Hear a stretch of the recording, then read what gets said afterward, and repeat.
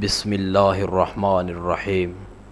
کہتے ہیں کسی گاؤں میں ایک شخص رہا کرتا تھا۔ اس کے 3 بیٹے تھے، تینوں کا نام ہی عبداللہ تھا۔ ایک دن اسے موت نے اپنی لپیٹ میں لے لیا۔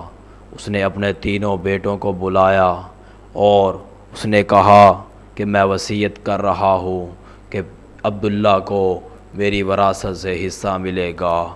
اس نے پھر کہا کہ میں وصیت کر رہا ہوں کہ میری وراثت سے عبداللہ کو حصہ ملے گا، لیکن اتنا اس نے کہا ہی تھا اس کی جان پرواز ہو گئی۔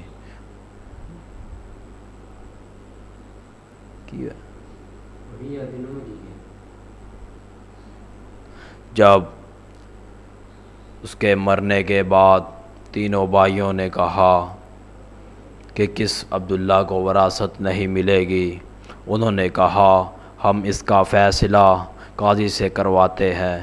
جب وہ قاضی کے پاس جانے کے لیے رواں دواں ہوئے تو راستے میں انہیں ایک پریشان آدمی ملا۔ انہوں نے اس سے پوچھا کہ کیا ماجرا ہے، تو اس شخص نے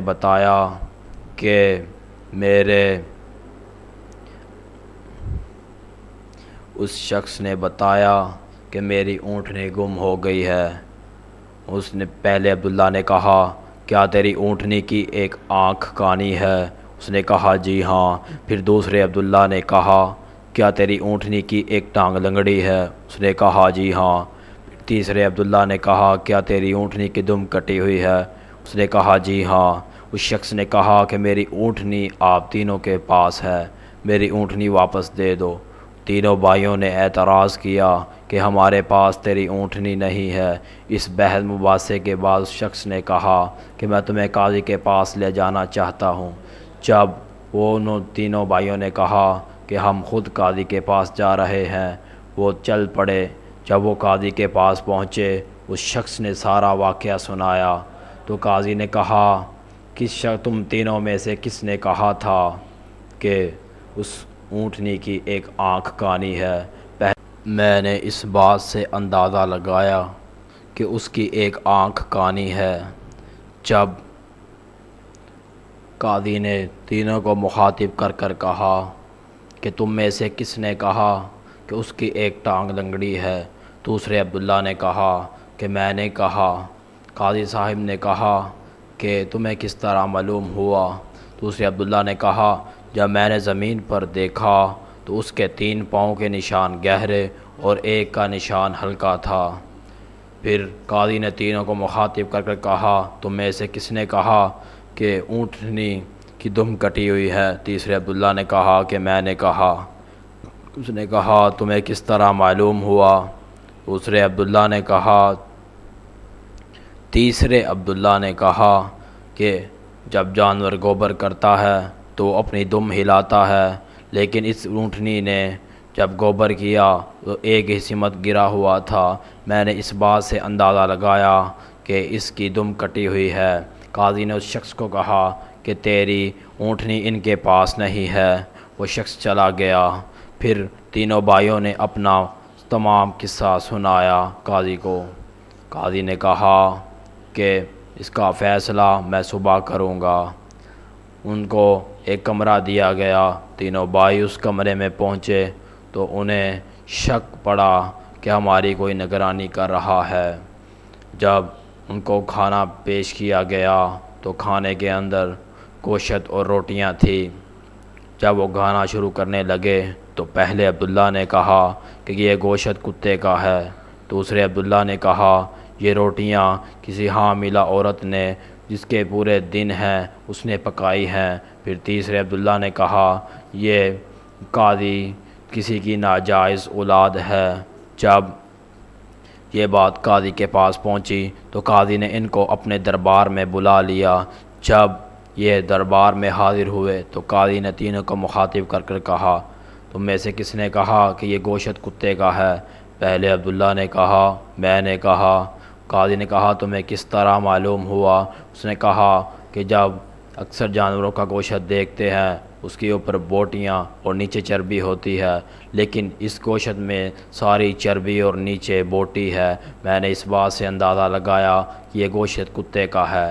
بادشاہ قاضی نے کہا کہ یہ وہ عبداللہ ہے جسے اس کے باپ کی وصیت کے مطابق اسے وراثت سے حصہ دیا جائے گا۔ پھر قاضی نے تینوں کو مخاطب کر کہا کہ کس نے کہا تھا کہ یہ روٹیاں کسی حاملہ عورت نے پکائی ہیں؟ دوسرے عبداللہ نے کہا میں نے کہا تھا۔ قاضی نے کہا تمہیں کس طرح معلوم ہوا؟ اس نے کہا کہ ایک سائیڈ سے روٹی موٹی، دوسری سائیڈ سے پتلی، تیسری سائیڈ سے کچی تھی، لیکن میں نے اس بات سے اندازہ لگایا کہ وہ عورت تکلیف میں ہے، کیونکہ جو عورت تکلیف میں ہوتی ہے اس سے ہی ایسی روٹیاں پکتی ہیں۔ قاضی نے کہا یہ وہ عبداللہ ہے جسے اس باپ کی وصیت کے مطابق اسے حصہ دیا جائے گا۔ پھر قاضی نے تینوں کو مخاطب کر کہا کہ وہ کون سا عبداللہ ہے جس نے کہا کہ یہ قاضی ایک ناجائز اولاد ہے؟ تیسرے عبداللہ نے کہا کہ میں نے کہا۔ قاضی نے کہا تمہیں کس طرح معلوم ہوا؟ اس نے کہا کہ ایک ناجائز شخص ہی اس طرح کا کھانا پیش کر سکتا ہے۔ قاضی جلدی سے اندر گیا، اس نے اپنی ماں سے پوچھا۔ اس کی ماں نے کہا جی بالکل تم ایک ناجائز اولاد ہو۔ قاضی فوراً باہر آیا، اس نے اس شخص تیسرے عبداللہ سے پوچھا کہ تمہیں کس طرح معلوم ہوا کہ میں ایک ناجائز اولاد ہوں؟ اس نے کہا کہ میں نے اس بات سے اندازہ لگایا کہ کوئی شخص ناجائز ہی ہو سکتا ہے جو کتے کا گوشت پیش کرے اور کسی ظالمانہ طور پر کسی حاملہ عورت سے روٹیاں پکوائے۔ اس نے کہا یہ وہ عبداللہ ہے جسے اس کے باپ کی وصیت کے مطابق اسے کوئی وراثت سے حصہ نہیں ملے گا۔ اس عبداللہ نے کہا قاضی تمہیں کس طرح معلوم ہوا؟ اس قاضی نے کہا جس طرح ایک ناجائز شخص ہی معلوم کر سکتا ہے کہ کون ناجائز اولاد ہے، اسی طرح میں نے تمہیں ثابت کر دکھایا۔ جب وہ تینوں بھائی اپنے گھر پہنچے تو ان دونوں عبداللہ نے اپنی ماں سے پوچھا کہ تیسرے بھائی کا کیا ماجرا ہے؟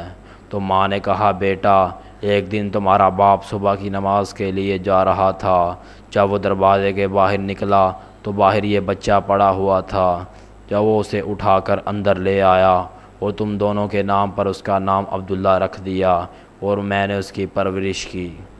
یہ تھی ہماری آج کی کہانی۔